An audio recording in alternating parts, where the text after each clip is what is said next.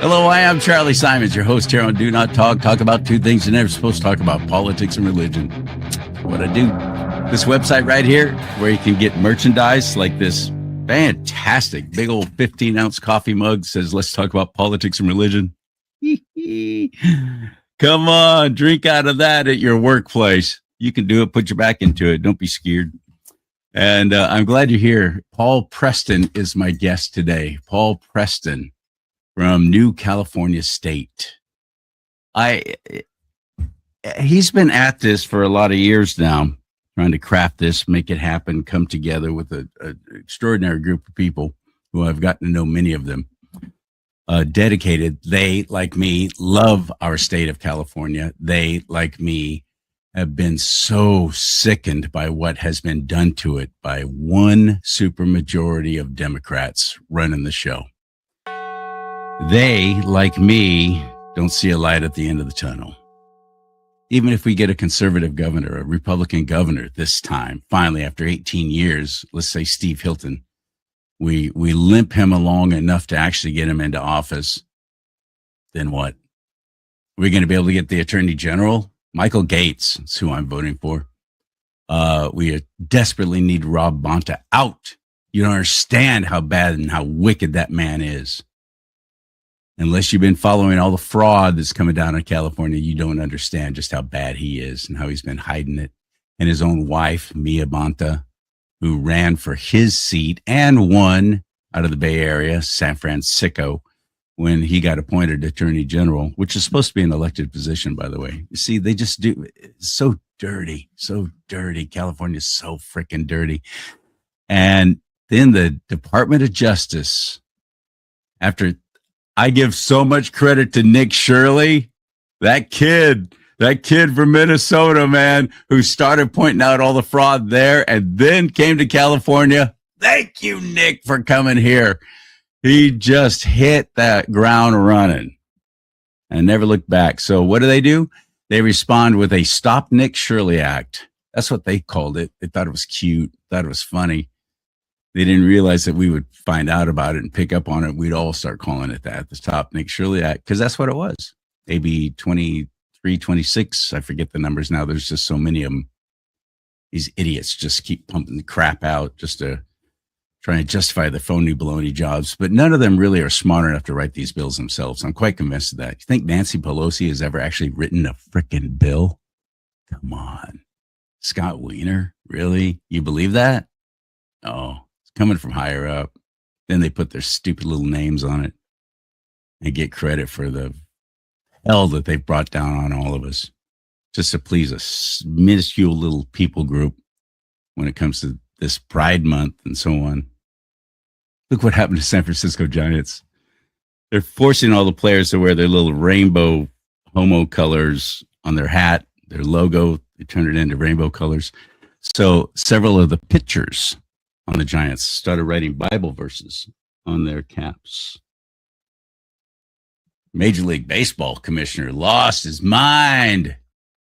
San Francisco Giants management lost their minds because it was a direct insult. Some teams didn't play at all. What's that one in the York? It's a minor league baseball team. They refused to wear the Pride jerseys, so the game was forfeited. We're finally starting to fight back. But this is an election year. It's really a little too late.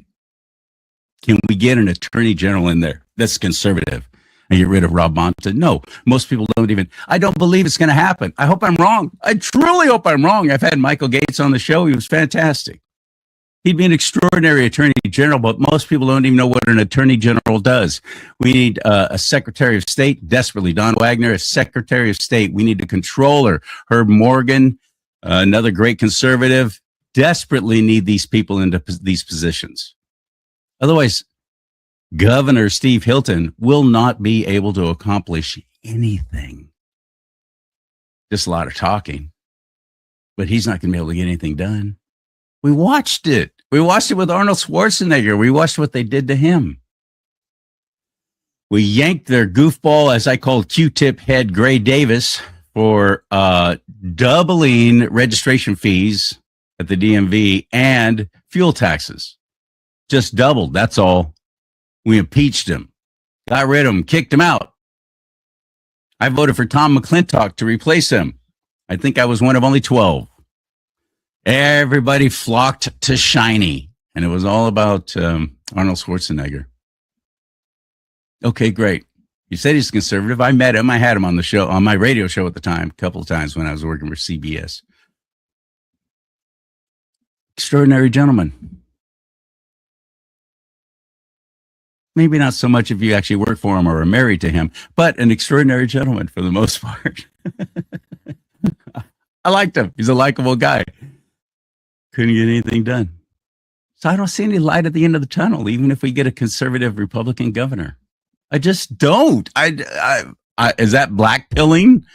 That's the new term now. Oh, you're blackpilled. Everything's doom and gloom. No, not for the nation. I see great things about to happen. Happening now. The world. But California, yeah, I'm doom and gloom. There's two great events coming up towards the end of this month, June here, 25th and 28th, and both with new California state folks. I'm amazed at how even I was just at the Republican convention. I'm a delegate down in San Diego. I heard people talking about, hey, there's this new movement trying to split the state. Oh, new, is it? All right. Well, we're going to talk to the guy who started it all. And, oh, by the way, speaking of Governor Hairdo, which in a roundabout way we were, Gavin Newsom, he's on the attack. He's on the attack. Did you see this? This poorly lighted, ridiculous.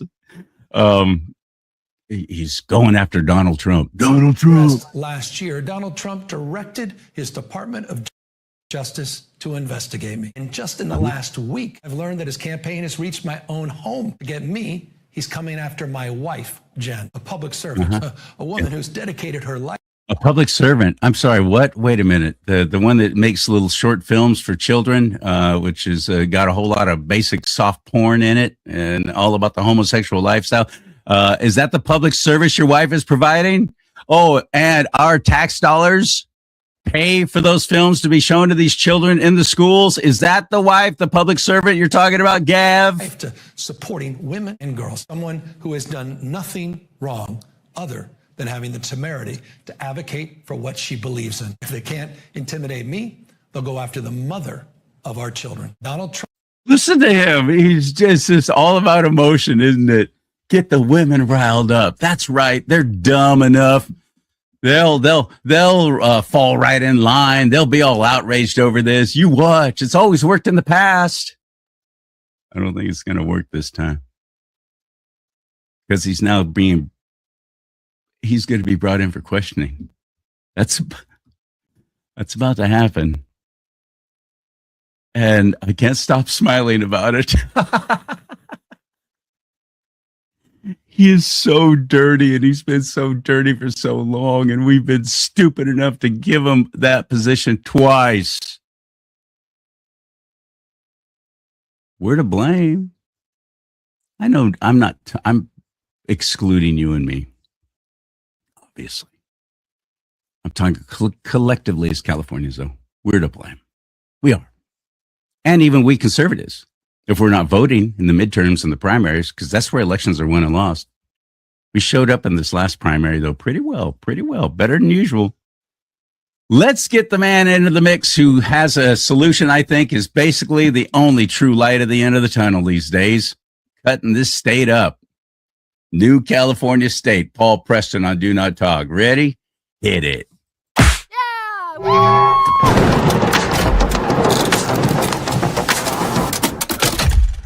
Hello, my friend. How are you? Great. How are you? It's a wonderful day, beautiful day in the neighborhood. It is, huh? I hope should I be rethinking my whole thoughts about whether we get a conservative governor in there or not? It's going to be effective in any way, or am I on the right track? Exactly right. I was very intimately involved in Governor Schwarzenegger's situation when he became governor, and he stepped into basically a hellhole. He was first of all, he was not a competent. I was listening to your intro there, He was not a governor. He had no bureaucratic skills. And of course, it's necessary in this position, at least in California, because you're managing a massive bureaucracy, one of the biggest ones in the world, actually, besides communist China.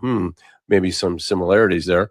But the bureaucratic state runs California, and it runs that governorship down there. And he had no skills, and he ended up, as the story is, and this is why I know so much about it, but he ends up rehiring Gray Davis's chief of staff to help him in the office. And because he couldn't even run the office. I mean, I'd forgotten about that. Yeah. Oh my goodness. Yeah, he couldn't even run the office, and he was not. And I'm not going to, he came from Austria, and I don't know if you've ever seen the pictures of his dad. That kind of gives you his lineage. But he came from Austria. He got the American dream. He married Maria Shriver. He had a couple of extra ounces of sperm left, and he gave them to another woman. And then he had a son, and Maria got to confront the son in a very, very uncomfortable situation. You may recall that was all the time when he was governor, by the way. But it was kind of funny. No, he had no skills, and why would he? He was a movie star, and certainly he had acting skills and other skills in business that he could not transfer into another one. He was a great popular person for a while, and everybody thought of Republicans and like you said, exactly as you said it very, very well. He couldn't run anything, and basically, after a while, the SEIU swallowed him up, and because he went out on the warpath. And that's a union, by the way, for anyone who doesn't know. SEIU, a very powerful, extremely powerful union down in Sacramento, and they are headquartered in West Sacramento, I think. And they just drilled him because he came in. I got a popularity contest, and I'm doing better than you. I'm more. People like me. They don't like you, and he polarized himself also, which wasn't really good. And they just ate him up at the end. And he was called the legislature "girly men." Remember that? Men, that's right. and well, he's right. He was right there. I don't deny that. Was right. He was right. But anyway, so he got himself in a little bit of trouble that way from the very beginning. And we've just been in trouble in California for a long time, and bureaucratically, I think it's since the early 1990s when they went into the term limit mode and they changed everything around. They allowed in the term limits permission for Jerry Brown to come back and get a third and fourth term. That was another. That's insane. And the last thing I thought that we would do as Californians would actually vote for him again. Ever see him again. Yeah. Nice. And, I had to suss that out when I was down there. I kept asking people, how in the world did he get to have another opportunity? Because I thought term limits was only for 8 years. And for a governor, I think that was in the Constitution, the so-called quote Constitution in California. And it was, but they changed it. They changed the language. It's literally a one-line change in the 1990 Prop 1 term limits that allowed him to get a third and fourth term. 16 years of Jerry Brown was insane. Just yeah. That's the idiot that brought the motor voter law and made it illegal, made it legal for illegals to drive. That's right. Then the motor voter law. And I at the time I thought, why would we do that? And now I realize you automatically register these illegals to vote, and they're voting. And they are. And in fact, what happens, because we've, in the New California State Movement, we've done the deep dive on the election fraud in California. We know how vast it is. And you'll never see Republicans ever again under this configuration, because these are no longer elections, they're selections, and they have been for a long time. And we've outed a lot of the process. We wrote 80,000 in the New California Movement. We wrote 80,000 declarations, which are basically grievances against public officials. So 80,000 people had to sign a document, extensive document, as witness under the pains and penalties of perjury, that they thought that there was a suspicion of voter fraud or some other associated crime. And we had all the criminal codes and education codes, election codes, and all that stuff down there. And so over 70,000, almost 80,000 people signed. And as a result of that, you're seeing still the tailing end of that, which is what's down in Riverside County, where Chad Bianco seized the ballots in obviously some irregularities in the 2025 election and for Prop 50. Wasn't that like 640,000 ballots? No, there's differential. There's 650 some thousand ballots that were. That's an extraordinarily large number. He got them all. He still has them, as far as I understand. He's actually, well, he doesn't know how many he has yet. He hasn't done the count. Forced him to stop counting them. That's right. He sort of by agreement, because I don't think they can force him to do that, and I don't think the courts can either. And I think that's why they have it on hold right now. They'll just pass another law. Well, I don't think that'll even work. What they're doing? Do that. No, this AB 73. That's exactly what that was. One of those midnight emergency sessions. We got to pass a new law real quick. The DNC told it. They wrote it out for us. So we'll put your name on it and put your name on it because you haven't gotten any press lately. A sheriff can still investigate that, and it's not against the law for him. That's our federal constitution. But in the state, again, the federal constitution trumps all that. And that's where you have to think about this. That's the federal constitution. He swore an oath to the federal constitution first, and he knows this, and the courts know this, and so does Rob Bonta.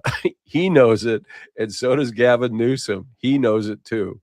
So he's got a situation there that they've got it on hold right now for whatever reason. But the differential, CharLee, is 48,000 votes difference. So they're reporting 48,000 more votes up in the Capitol from the Secretary of State's office than what they think they have in possession down there in Riverside. That's not a rounding error. That's big. That's big time that affected all the votes and certainly a statewide election. And so that's what he wants to get at. So he's perfectly within his rights. In fact, our attorney, Robert Thomas, who's a former prosecutor with Orange County and Butte County, 50 years experience, former Marine JAG officer. That's our attorney. He's the one who wrote all the declarations. And we went out and we saturated with our New California state people. Riverside County put out 700 alone of those declarations, complaining about the county clerk recorder down there, that there was fraud going on and the ballots were out of count and everything like that. And we submitted those to Chad Bianco in October of 2022. And that was we got a case number. He opened it up as a criminal case to look at. And as a result of that, what happened is that they fired, and we're talking about the Board of Supervisors fired the county clerk recorder the following September for cause, obviously, for fraud and everything else. And there was a whole bunch of other irregularities that they were tagging onto. But it's like a Tina Peters thing, only on the other side. Only we had the receipts. They had the receipts. And so she took out a buyout. They gave her a buyout, but they fired her. And then they found, of course, the other fraud that was associated with it, the other voter fraud. It was enormous. So you're talking about 30, 40, another 100,000 votes that were irregular in that whole count. So Chad Bianco left the case open. He didn't close the case because we said there's other fraud going on. And so he was smart enough to say, okay, well, I need to watch an election cycle. And so they investigated 2022 election, because that we put we submitted our 2022 in October. Well, then you had the November 2022 election. They watched it, and then they came back in 2024 and they saw more. And then they came back in 2025, and then they knew they had more when they certified the election up there in Sacramento. When they certified that fraudulent number, I can't say it's fraudulent yet, but they knew they had a big differential of about 48,000 votes. So then that prompted him to go and do what the sheriff should do, as coached by our Robert Thomas says the same thing because he's a former prosecutor. He's used to doing these things, right? So he declared the ROV office, a crime scene. Then he went down to the court and he got 2 search warrants for probable cause, because he wasn't arguing the merits of yes or no on 50. He wasn't arguing that. It's the vote count. It's the votes. It's the vote count versus the ballots. And so he seized them. He started counting them. And in the meantime, you had Rob Bonta. This is not talked about a lot. He's trying to interfere with the investigation by telling them to back down. There's nothing to see here. And oh, by the way, we have a March 7th deadline. And if you're going to do the investigation, will you do it after that? Because I have to go down and sign up and register as a candidate, and I don't want that to be interfered with. That's what Rob Bonta is trying to negotiate with Chad Bianco. Now, do you think Chad's going to buy that? I mean, then that's just adding to the criminality of it, And so it gives him even more probable cause.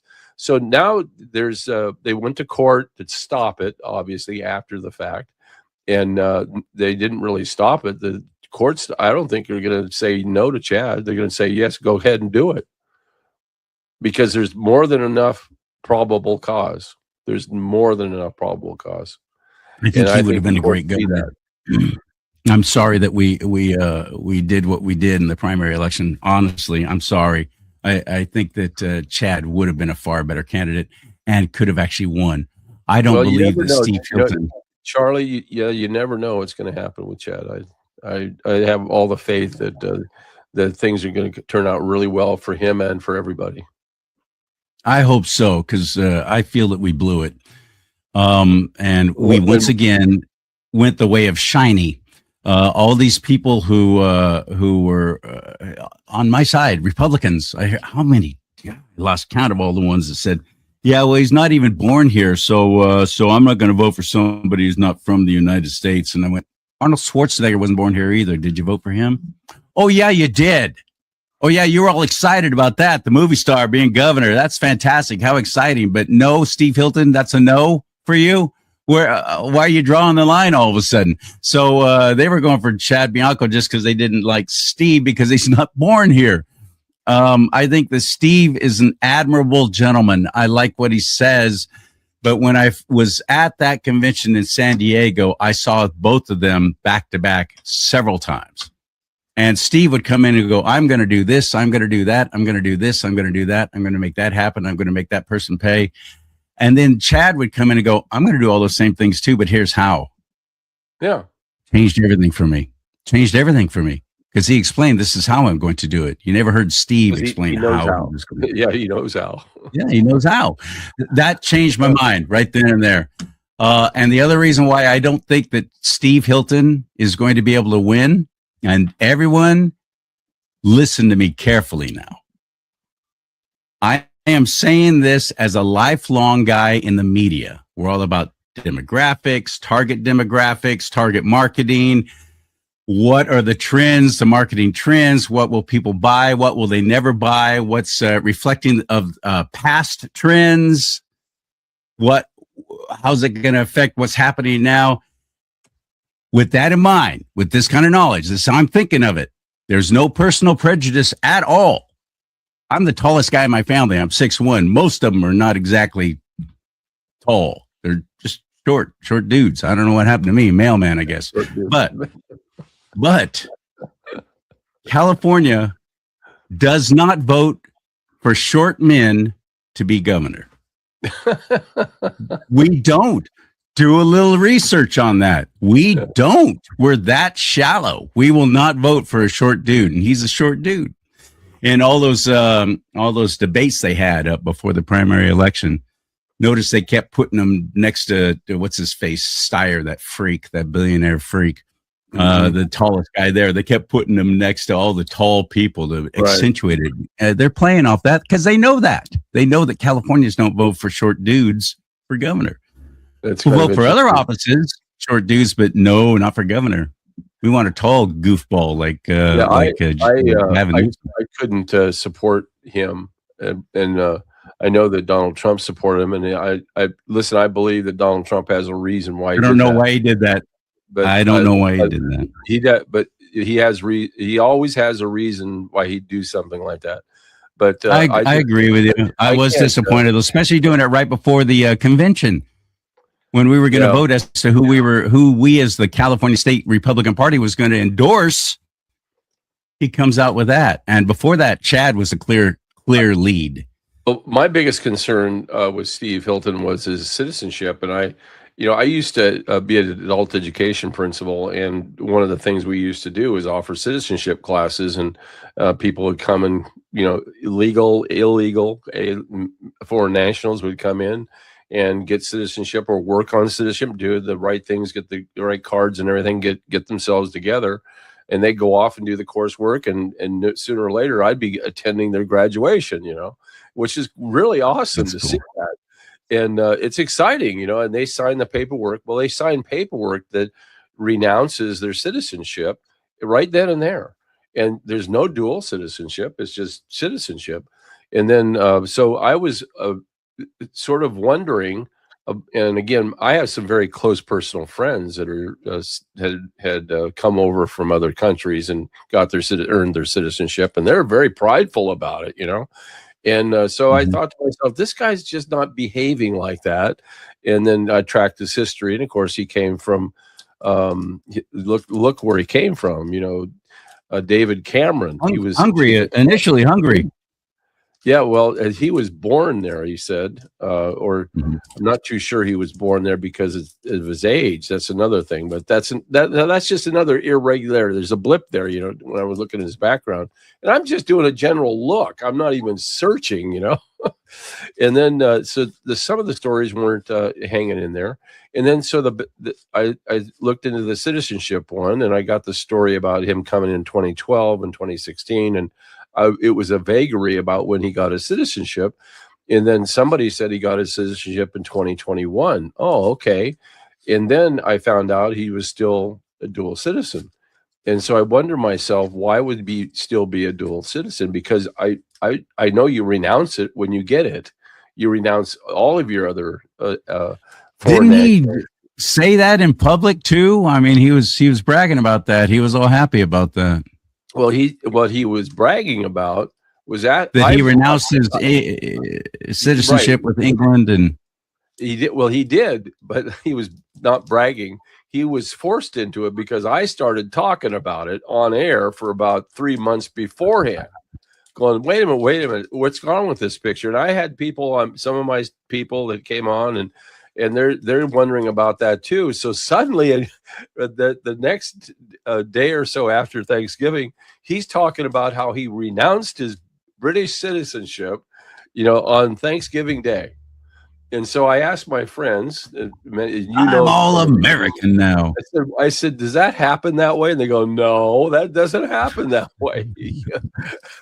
And I didn't have so many problems with him as I do his wife, her past associations of social media, Silicon Valley, the wife that you never see or even hear about. Whereas Chad Bianco, his wife was with him at every single campaign bid I ever saw.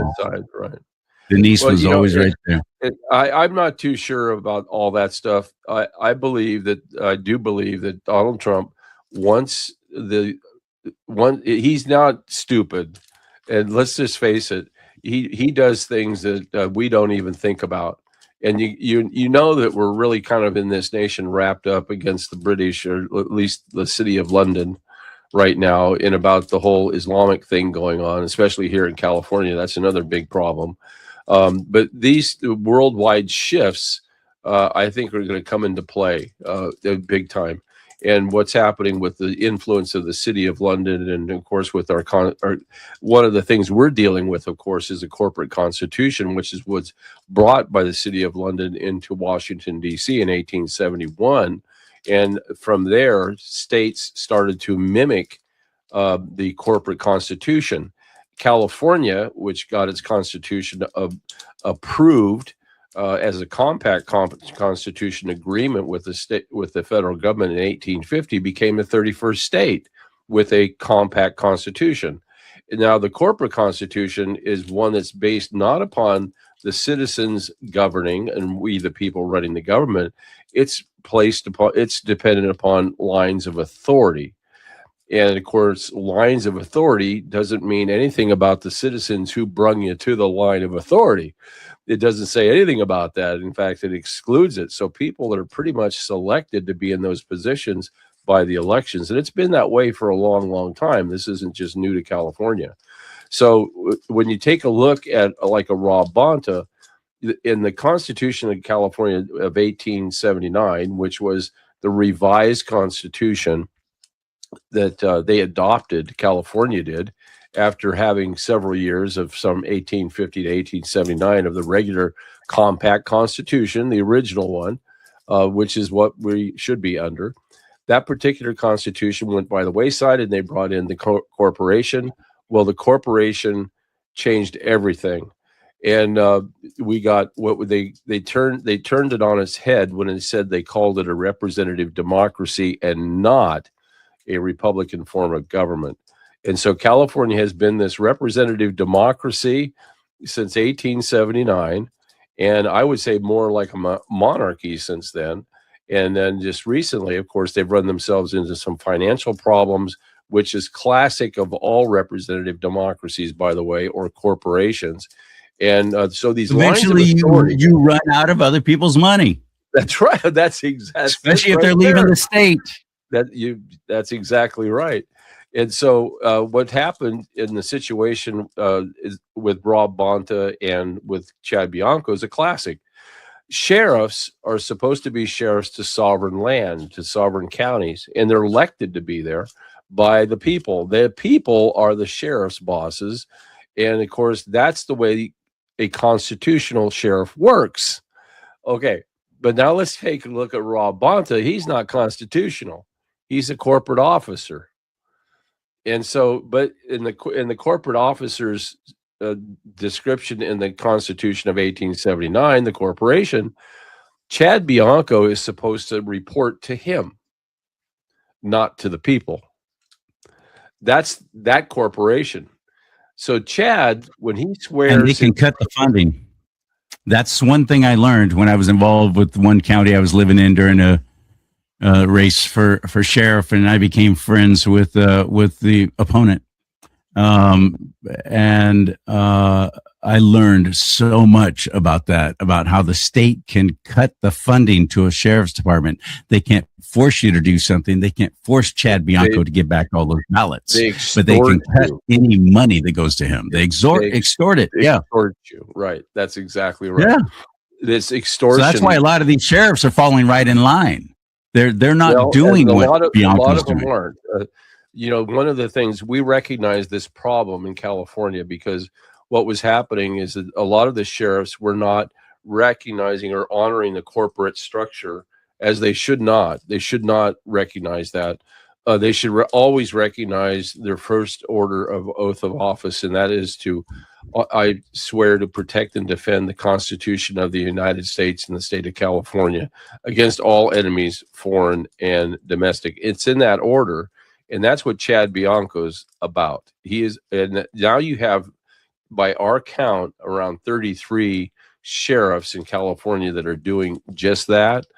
It used to be around 27, because a lot of those sheriffs were being bought off in their last 2 years after being elected by the county boards. And then the county boards would appoint a sheriff.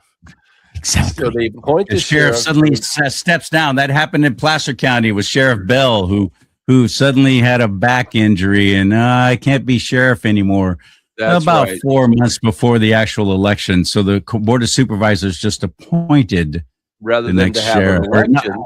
Because they appointed Bell. My apologies. I forget the name of the sheriff before him. But no, that's what they do. That's what they do. It's all such a scam. Well, here's the scam: is that a sheriff who's elected by the people reports only to the people.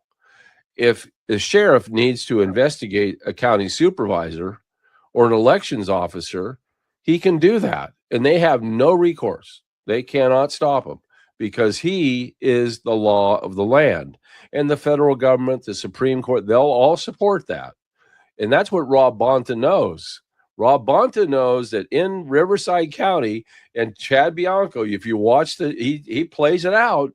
It's classic sheriffing going on in the press conference. He plays the whole thing out. He says, hey, this is a crime that took place, and he mentioned this is a potential crime that took place in Riverside County. Period. Right. It did not really, and it may involve what's going on up at the state, but I'm investigating a crime that started here. And so that's his job. They can't touch him, and they know that. That's why they're desperate like crazy, and they're passing all these laws because they know he's right. And so this But is why were they able to stop him from counting the ballots? He still has them, I hope. That's what I understand. The court still has them all, right? They've got jurisdiction on them. And they were supposed to be destroyed. We've already gone by the window for destruction of those.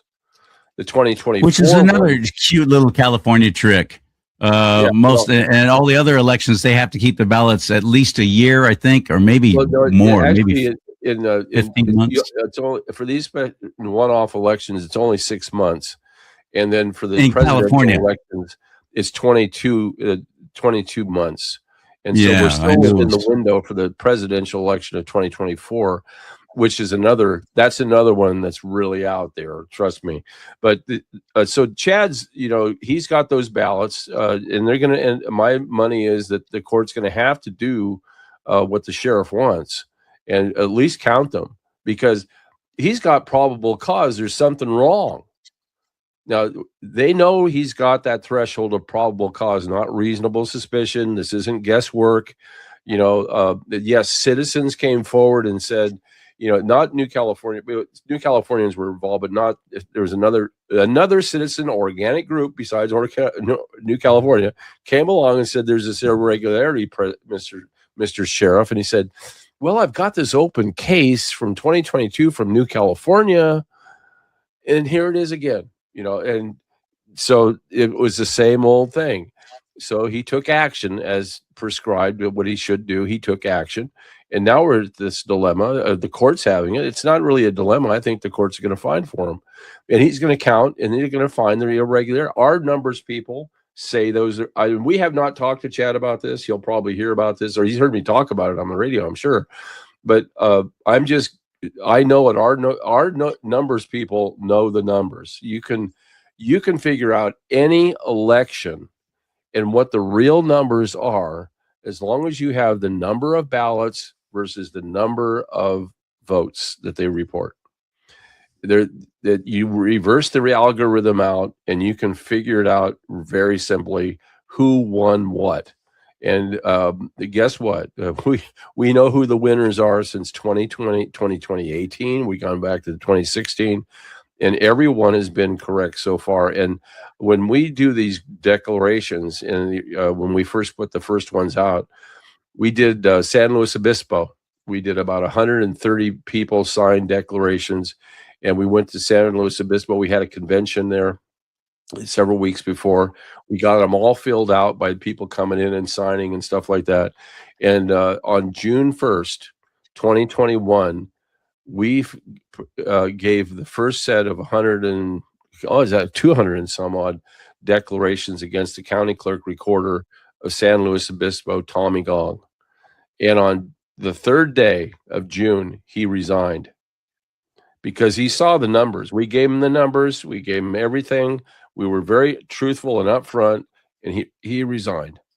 Now, he said, I've got another job, and I got to be closer to my family in San Francisco. Well, San Luis Obispo is not far from San Francisco, and where he ended up in Contra Costa County wasn't very far away at all.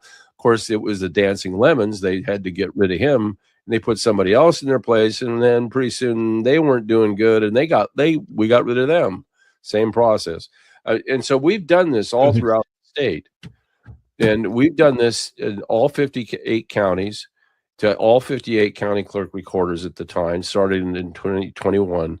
And since 2021 till today, 40 members of 40 county clerk recorders and ROVs have either resigned or not run for office or just left the state. 40. Now, you tell me there's not something going on here. We know there's something. This is just a scratching of the surface. We have so much more. It's that's why I say I understand who's going to win and who's not going to win, and why they're going to win and why they're not going to win, because of who they are and what they are. The bigger problem is who's influencing it. It's the cartels. It's the cartels, and it's the communist Chinese, and there's others. You have the Serbians. I mean, it's a worldwide thing, and Donald Trump knows this. That's why uh, great reporters know this, such as Laura Logan. She actually came to our function. We had her to come to a couple different functions, and she came to the one in San Luis Obispo this last about 6 months ago, and she literally flew in from Serbia to Dallas to San Luis Obispo, an 18-hour flight, and so she was looking into stuff. But there's the other thing too. The big take was what happened with Maduro down in Venezuela, and they got all the information they needed about the machines. You got to remember something that you talk that about. That little bird is singing. That little bird is singing. $50 million, brother. That does that. Uh-huh. But the situation with Maduro and that whole thing in Venezuela has played out very well for Trump, and they do have the numbers. They know exactly what happened with the 2020 election in particular, and they're not going to stop on that. There's no question about that. California is a big one. California, the fraud here is enormous, and they know who the people are that are behind it. Like I said, they know who gets selected to be in office and who doesn't, and that's why this is all playing out right now. It's rolling out, and part of that is the open investigations that are already happening. The FBI is here; they're on the ground, and it's also the Department of Justice. You have Bill Saley, who's a U.S. attorney down there in the Central District. He's starting to really pump it up and really start. He's my new hero. He's my new hero. Bill Saley's been amazing. I was denouncing him like crazy up a couple of weeks ago, and he came out. It's really kind of funny. He starts talking about all of his stuff that he's done, but he's done a lot of work on the financial ends. And here's the thing: these guys are overwhelmed in the Department of Justice, but they're overwhelmed for two reasons. One, they don't have a lot of the people in the DOJ don't have a lot of loyalty to Trump. They don't want him. They're corrupt like everybody else. That's part of the problem. The corruption is just thick as you can't. We have Peter Tickton on the show a lot. He comes on. That's Trump's best friend and Trump's attorney, and now he's running the DOJ from a distance. And we talk about this stuff openly all the time about the fraud, and so it's very well known. And these people are now going, geez, what else do they really know? Well, they know everything. They know about the money laundering. They know about the child sex trafficking. It's kind of interesting when we get news every day. Our financial advisor, Chris Street, who's a CFO for us, every day we're getting financial downturn numbers for California because of the overall fraud with the NGOs and all this other stuff. And finally, somebody said the other day on one of our calls, is there a place where you can't find fraud in California? I said, fraud is the finding places where there's no fraud is the exception. There's no question. That's the exception. Yeah, that is the exception. It is insane, right? Try your DMV. Well, this is the thing about the DMV. The biggest thing that's going on with this election cycle is that the DMV grants citizenship. The DMV, if you come in there and you don't want your name to be on the license, or you no comprende inglés, you don't have to have your name on the driver's license. But if you sign up, it will automatically enroll you as a citizen and give you a ballot. You can't vote in California unless you're a citizen, right? But the DMV issues you a ballot because you signed up and registered at the DMV. That's motor voter. So this is the new gig that they're doing, because now there's all these fabulous ballots out there, potential votes, and no one owns them. They're just somebody with no name got a ballot or registered, and they became a citizen, and these ballots are just all floating around out there. And they can be counted. They're counted in the computers. This is Jerome Corsi's work, by the way, who did this. He pointed this out on the show. They can actually be counted, but they're counted in the machine. So you're going to get a discrepancy between what the computer knows and what is actually out in the ballots. So we're waiting. That's why we're looking at all these numbers now going in there. We know what the fraud's all about with this election. And that's why they're stopping. You know, they figured out, we figured out. And that's what happened, I think, when we caught them really cold dead rights with what's her face, who came in with Bass and kicked out Spencer Pratt. Noodles ramen. Ramen. Yeah, I wanted to say noodles. I did. Ramen, right? Top ramen. That's what I call her. Noodles ramen. Yeah, I'm sure I could learn how to pronounce her first name, but I don't really care. And the other thing too is that the dead giveaway and the fraud. Come on, guys, is you run 61 candidates for governor, and a lot of these guys get paid to do this. And when you start breaking the whole election system down, you start finding out that these guys are paid people. Wait, what? They're paid by the cartels to run. Candidates are, and some of them just are to muddy up the waters, just to split the vote. Split the vote, muddy up the waters. I had no idea. Oh, sure. You know this for sure? Oh yeah. I've talked to. There's several I could name right now, but I'm not going to do that. Because just on our side alone, there's a lot of people who are running for governor that I look at them and go, "What are you thinking? Seriously? Did somebody actually tell you you can do it?" Yeah, they're split. Why are you in this? And there's a technique. I don't want to I'm not going to divulge it right now, but there is a technique as to why the splitting the vote technique, why there's so many big numbers. That's an obvious sign of fraud, guys. And here's the other obvious sign of fraud. It's 29 days before election day you get your ballot. First of all, you get your ballot in the mail. How many people have touched or had access to your ballot since it was printed? A couple dozen. Well, no, you're not supposed to even have one. Nobody, but it's between the ROV and you, and then you vote and you put it back in the box. That's all there is. Anytime you provide an opportunity for multiple chains of breaking of the multiple chains of custody, you have fraud opportunities. The longer and there's going to be some ideologue who. Yeah, you have fraud opportunities. So you have 29 days of fraud opportunities, the election. And by the way, you have 27 days to count the votes. More fraud opportunities. See, that's the whole thing that people don't look at, or they've been, brainwashed, or they don't want to, they're in denial about it. I mean, I understand that because I was thinking that this year, we got another election coming up, and I'm going, gotta gear up for that. It wasn't so bad this year because we understood they just did it right up front. 61 running for governor. Okay, well, they're splitting the votes, and we figured that one out real quick. But there's multiple. If you take a look at the list of people who have been running year in and year out, and some of those that lose, it's pretty easy to find out who's doing what.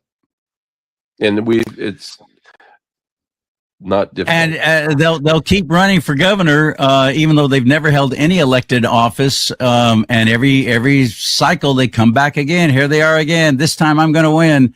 And they don't even make it past the primary. But yet every single time they never stop to say, maybe I should run for something not quite so big as governor. And start there, but they don't want to. So this whole thing, people are being paid, kind of makes sense to me to actually run for governor. Why are they doing this every 4 years when there's so many other things that we need and places we need people like this to be running for all those offices?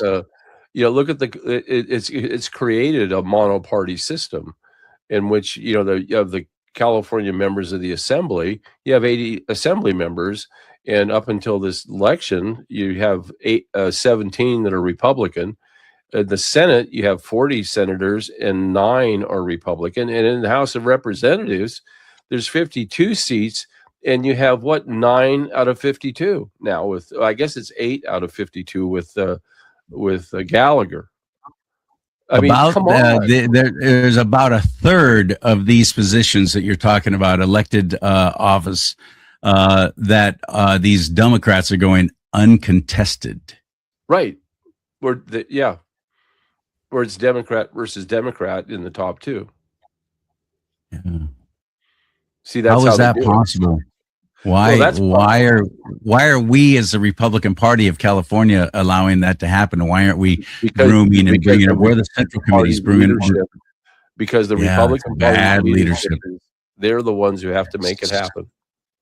Exactly. Corinne Rankin, what a train wreck.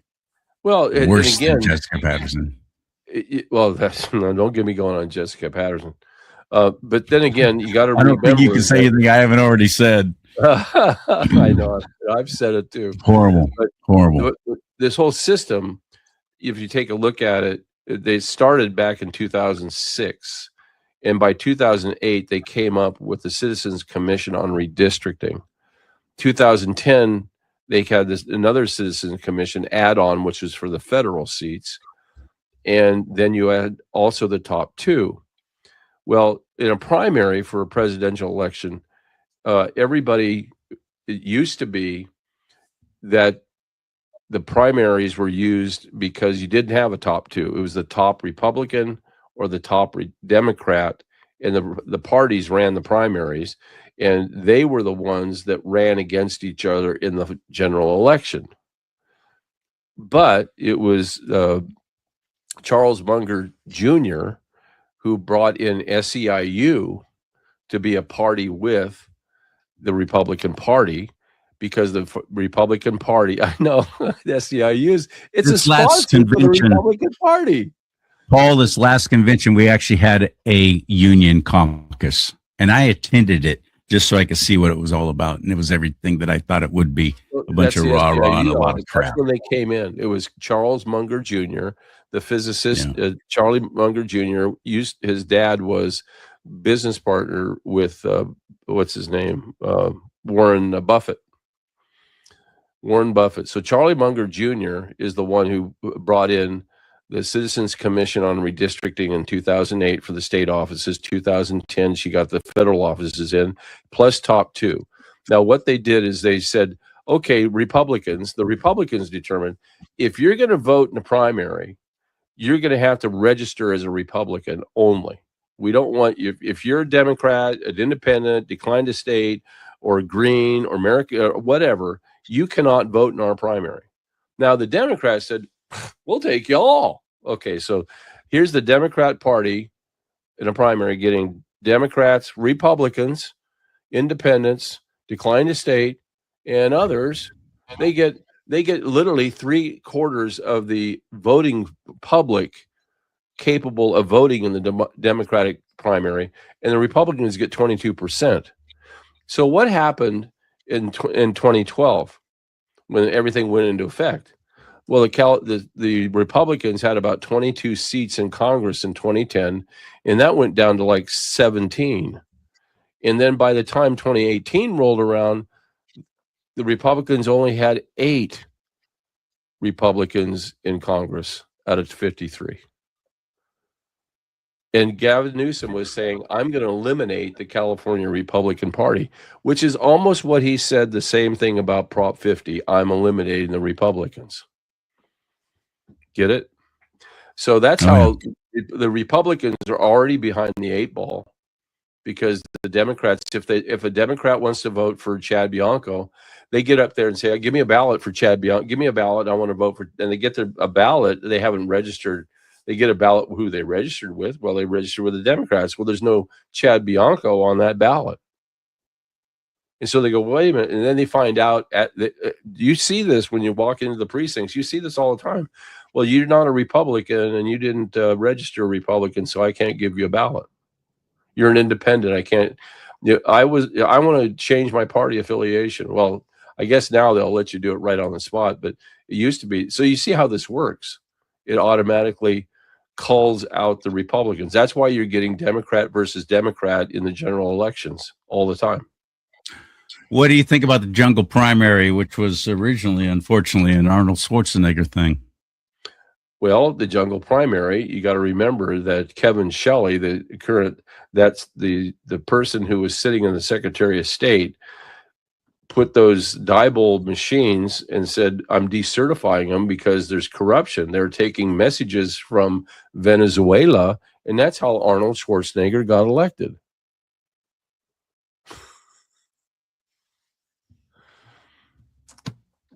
The jungle primary in California is the top 2 vote getters. No, it doesn't, regardless of party, are going to the big election in November. That's correct. And we don't show up. We suck at showing up for primary elections. We barely show up for midterms. No. You missed my point about we as in conservatives. We don't. Well, no, but okay, we get 2 Democrats going for the same office again and again and again and again and again. No, listen, but I got to help you out with this so you got to understand it. They're automatically called out because of the fact that they can't. There's only 22% Republicans that are registered voters. So they don't go out and register more voters. And plus, where do all the other Republicans go? Because normally California is a deep red state. And so when you consider the population of Republicans, to me, I'm a declined estater. I'm not a Republican. I mean, I am now because of Trump, but for years I quit the Republican Party in 1990. I said, I'm done with this group. And so I rejoined just so I could vote for for Donald Trump in the primaries. That's why I went in there to do that. I rejoined, as did a lot of Republicans in California. But if you don't know that, you're automatically not going to get a ballot to vote to be able to be a Republican and get into that bailiwick. But the Democratic Party dominates anybody who wants to vote as a Democrat. They can. So that's about 73% of the population that are registered voters. So Republicans, you can show up all day long. If you're not registered, you're not going to get a Republican ballot to begin with. But that's the top 2 get in like that as Democrats all the time because of that calling out process right there. The Republicans did that deliberately. They've done that deliberately. The Republicans did that. Yes, the California Republican Party did that. That's why everybody, who knows this hates the Republican Party even more. And, this is their downfall is this kind of information getting out, that they're actually in cahoots with the Democrats to make it happen. That's what the problem is. Now, people will say, there's no voter fraud in California. Oh, there's more than what we know. Anybody who says that, you're next level stupid. You are absolutely so out of touch that I might as well end this conversation, because there's really no talking with somebody that completely stupid. But and I hear people say that, including one of our own elected representatives who's been on my show a couple of times. He hasn't been on since, because I really started pushing him on that. When I asked him about the voter fraud, what are you doing about this? I have people coming to me going, Charlie, you think we're going to finally get a Republican governor? My response is immediate. What's changed? Has anyone said anything about all the rampant election fraud here? Has anybody done anything to change it? Are any of your elected representatives even talking about it? Are you writing them saying, do something about this? I had Tom McClintock. I'll name names. Tom McClintock, I like him. I admire him, but I'm so disappointed in him. His response to me with those questions was, well, there wasn't enough proof. Proof? What do you mean enough? How much is too much? How much is enough? The U.S. Constitution spells it out very clearly. If there's even a question, do-overs. So let's say we go back and we find all these elections were fraudulent, and all these people who are currently in office did not actually win those offices. What happens? What happens? Well, and again, there should be something happens. You talk about the Brunson brothers, and the Brunson brothers have the right formula. We are party to the Brunson brothers. We helped them with their amicus brief. Robert Thomas and New California State did, because we felt that they have a basis for what should happen, and the basis is if these are deemed to be ineligible candidates in California, then they will be immediately removed from Congress, immediately. And the courts, I believe, can What about make this that decision. horrible, terrible legislative bills that have gone through, Senate bills, Assembly bills, and have been signed into law by Governor Hairdo and Jerry Brown before him, but they Those weren't are even all supposed up- to be holding that office. What happens to Yeah, those? Those are all null and void. And this is where New California comes in, because we nullify all those bills when New California becomes a state, and California falls back again into its own compact constitution, which is what this whole thing about is on next week.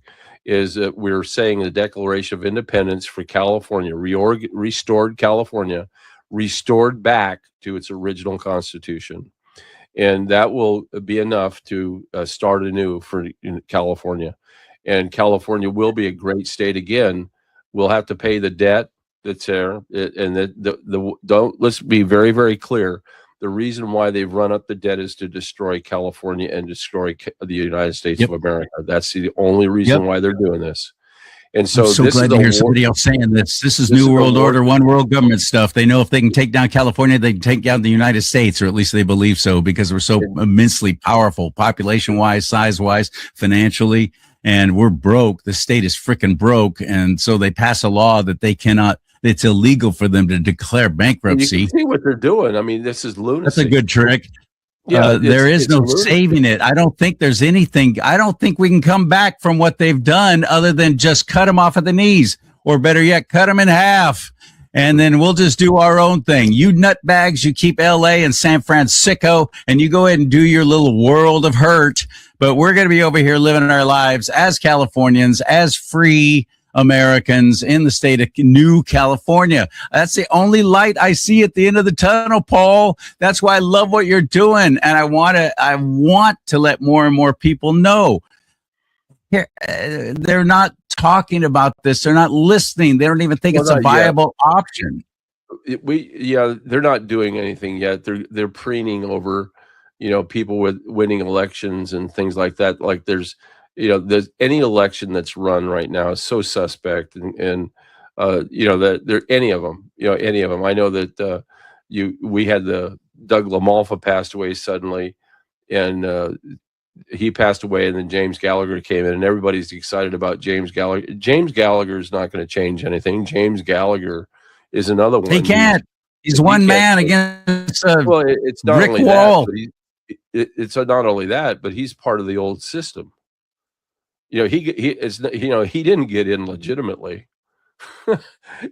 That's just it. You can't say that there was a legitimate election that's been held this time around at all, and there's not. It's a completely correct. If you're in office or if you're out of office, you're illegitimate. Period. In this system, so they're gonna have to do it. And what will happen, like in the Brunson case, don't be surprised if I think it's Judge Thomas, Clarence Thomas, who's I've learned a lot about these amicus briefs and stuff like that because paid the bill for them and everything. But I've learned a lot about how and Robert Thomas has just done a fantastic job. He's qualified to argue in front of the Supreme Court. And that's your attorney there with New California State, right? He did a fantastic job with the Brunsons and making sure that they actually could be heard, because they're not attorneys and they have no clue. And so when you take a look at the broad things that they did, which are brilliant, by the way, I'm going to say brilliant, not from an attorney standpoint or legalese to get it through a court, but what they did was brilliant. It took a Robert Thomas to come along and say, okay, you want to get this in front of the Supremes, then this is what you got to do, X, Y, and Z. And then he fashioned a great deal of information for that. And that Clarence Thomas, they took it. They've held on to it. And it spells out very clearly what's going to happen if, in fact, they're going to exercise that option. And I think that they will exercise the option, and that option is very, very clear in law that if there's a rendering that the elections are fraudulent And again, that's why Trump is going back to 2020. It's not necessary. He knows he won the election. We told him a day and a half from our numbers guy that he won California with 15,800,000 votes versus Joe Biden's 4,600,000 votes. That's a big jump, obviously. And people say, oh, that's how big it was. He was winning every state in the union. Big, not even a little bit. No, but it was a landslide. They had the algorithms and so on. So everybody who won under that, anything they did can be deemed to be illegal and unactionable. So laws will be changed. A lot of things will happen. Will it be chaos? I don't think so. I think everybody's got it. We're going to be fine. There's going to be some changes in California, obviously, and they're going to be big ones, but it's manageable and we can get this done. There's no question. Everybody's going to be really happy about that. And so, we're prepared now to go to Washington. We've sent letters off to the president requesting a meeting now. That's the next thing we've done. And now we reorganized California, and then we restored it, and we adopted the Constitution of 1850 for California. And that's the celebration that we're having on Thursday, the 25th, it's the reading of the Declaration of Independence for reorganized California. And that reading is going to be very, very important for the people to see it. There it is. This is California's Independence Day. It's going to be at 12 noon, high noon on the Capitol steps. And it couldn't happen to a better place. And, you're invited. Bring all your friends. Bring all anybody who wants to be down there. It's all free. But it's going to be something that's going to be epic because, this really marks a huge day in American history when we finally, for the very first time, pushed back against British rule. Remember, it's 250 years ago that we declared independence in this country. And that's one of the things that we're celebrating right now is now we have a real opportunity in the state of reorganized California to start anew with a new constitution, or with the old constitution, with the original compact constitution that was approved by Congress, but with the Declaration of Independence declaring to the world that California is free from the 1879 Constitution and free from British rule. And it's also the Vatican. It's the British. It's the City of London, Vatican, and of course the Communist Chinese are here ruling California. And that's going to end. That will end on the 25th. That is exciting. I just love this. And we need to show up. We need to be there for this. We need to have some impressive numbers for this. And I know it's tough. It's during the week and it's at 12 noon. But if you're anywhere near downtown Sacramento, go to the Capitol building and be there for this. It's going to be on the north steps there, I'd imagine, or yep. Oh, yeah. Facing the Tower Bridge. Beautiful. Okay. Starts at 12. Historic event at the state Capitol. Restored California declares independence from 1879 California. That's our Independence Day, Thursday, right. June 25th at 12 noon. Vitally important that you show up for this. Be there for that. Yeah, they can go to the website and get more information. And that information is going to be posting up this weekend. We've got deliberations going on and actual things happening with our legislature and committees and so on that are actually taking place this weekend. So catch out some of that action up. It will be up on the website of newcaliforniastate.com, newcaliforniastate.com. You can kind of get some blow-by-blow stuff that's happening, and we'll be down there and we'll be doing the things we need to be doing. And that following Saturday is this. Nope, sorry, wrong thing. This right here, America's 250th birthday. And you got a lot of guest speakers there. A couple of them I know, and I really like Simone Anderson being one of the big ones. She's just extraordinary. Sunday on the 28th. Sunday on the 28th. I say Saturday. My apologies. Sunday the 28th. And lunch will be served from noon to 4, and you're heading to Calaveras County. That's some of my old stomping grounds right there. You're going to be at Angels Camp, home of the Jumping Frog Jubilee. That's right. We'll be in the the limelight of Samuel Clemens, who stands in the park there at Utica Park. That's Yep. the old Utica mine site, and it's a very historic place to be in. That was one of the better speeches I ever gave years ago about New California and about the difference between a republic and a democracy. And Beautiful.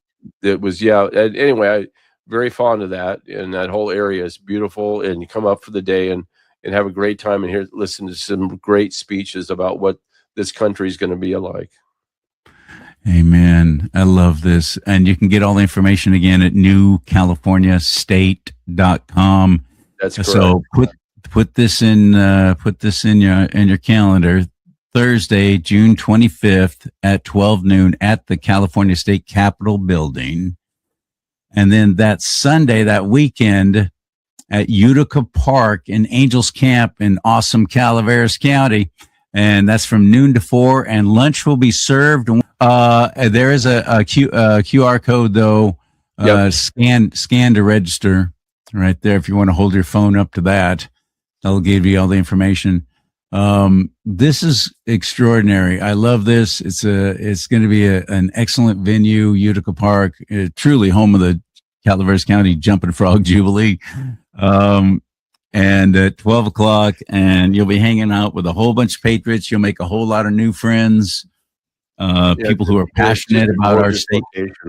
And what I love about you doing this in Calaveras County is that is basically Calaveras and Amador and Tuolumne. That's the heart of what birthed California becoming a state when all the gold was discovered in 1849. And so there you are, heading to the gold country and going to be doing your event there. I love it, man. Well done, my friend. Well done. And that's newcaliforniastate.com. Anything we didn't cover? I think we covered a lot. Something I may have left out. And let me give out the cell or the phone number. We have an 800 number, 877-828-2753. Hang on. Say that again. 877 877 828 828 2753. 2753. Does that spell out fire Gavin Newsom forever? Well, we can make it say that. We'll make it say that. All right, my friend. Thank you so much for all your time. You already did a 4-hour radio show this morning, and then you come on with me and hang out for at least an hour. I appreciate you more than you know, buddy. No problem. Listen, I really appreciate you, Charlie. Thank you very much for your support over the years. You bet. Paul Preston. I want to see my support come to an end because I want to see it actually happen. That's what I want. You heard all the corruption. I mean, can one little old Brit, even if he is allowed to be selected to be governor of California this November, is he going to be able to fix all that? Really? No. Do-over. I'm big on do-over. Screw this one up. Just do over. Start again. newcaliforniastate.com. May God bless you and keep you. May God bless America. But most importantly, America bless God.